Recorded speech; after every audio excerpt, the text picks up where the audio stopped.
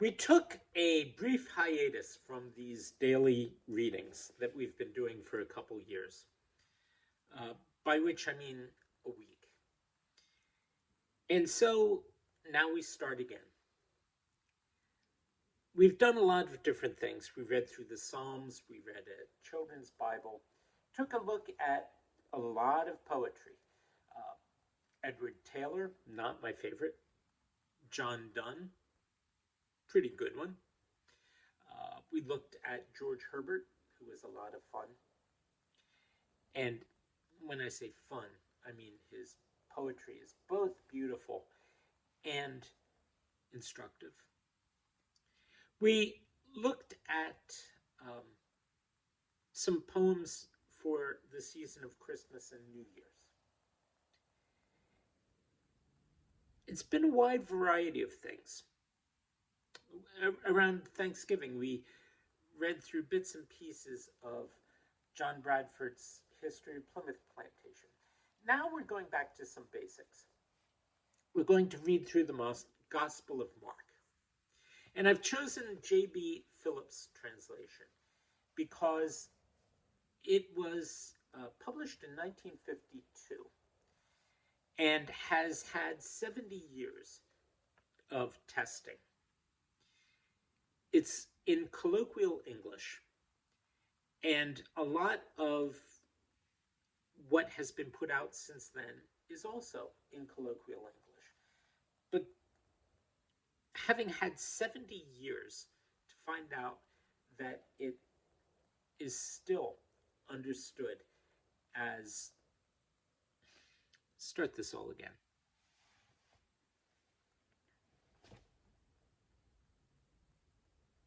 Welcome back. We took a week off from these devotionals, and now we're going to start a new chapter, a new series. And this is going to be going back to some basic readings. The Gospel of Mark. Probably the first of the 4 Gospels in the Bible to be written. I'm using the translation by J.B. Phillips.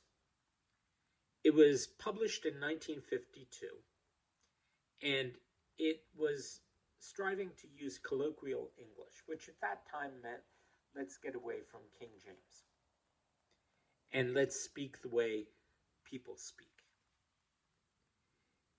And after 70 years, we still speak very much the way that this is translated. It's slightly formal. It doesn't try to use the most up-to-date, hip, with it kind of language. It isn't a paraphrase. It tries to be an actual translation. But what it does very well. And Mark is a gospel that fits well for this sort of presentation because it follows with short snippets. Mark is always saying, this happened, then this happened, then this happened, and tells the story that way. One thing Phillips did not do was give verse numbers in his translation. He uses chapters as they've traditionally been noted since 1564. And it helps us to follow along. So I won't be giving verse numbers, but I will say which chapter we're reading from as we go. So today, let's begin this series reading from Mark, the first chapter.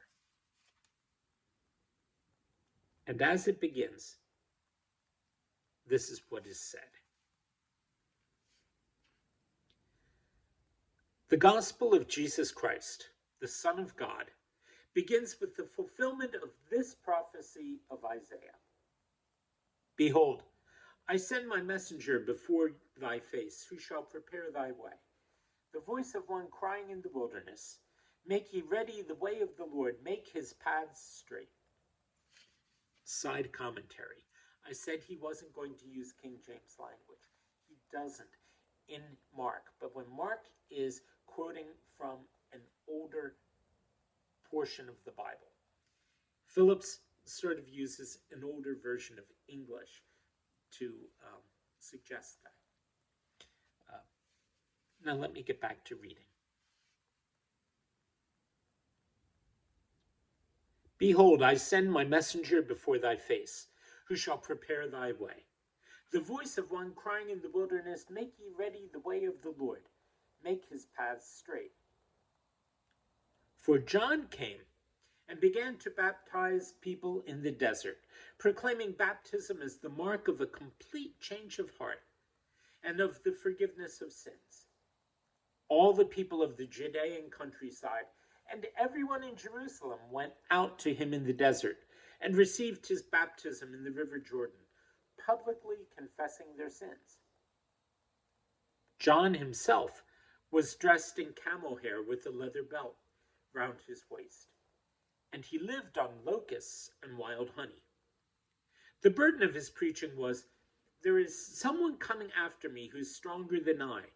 Indeed, I'm not good enough to kneel down and undo his shoes. I have baptized you with water, but he will baptize you with the Holy Spirit.